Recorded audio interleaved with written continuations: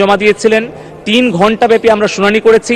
সেখানে আমরা এই মোবাইল নেটওয়ার্ক অপারেটরদেরকে, ইন্টারনেট সার্ভিস প্রোভাইডারদেরকে আমরা কিন্তু জবাবদিহিতার কাতারে এনেছি, সরাসরি গ্রাহকদের প্রশ্নের সম্মুখীন করেছি এবং আমরা সমাধানের পথও দিয়েছি।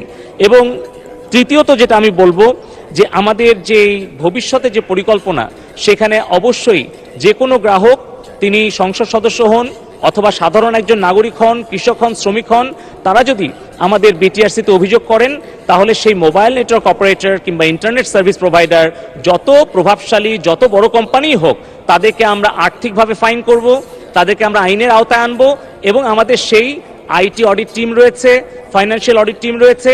আমরা সেই জবাবদিহিতা নিশ্চিত করছি বলেই আমাদের বিটিআরসি থেকে কিন্তু 73,000 কোটি টাকা আমরা আমাদের রাজস্ব খাতে জমা দিতে পেরেছি। ধন্যবাদ মাননীয় স্পিকার।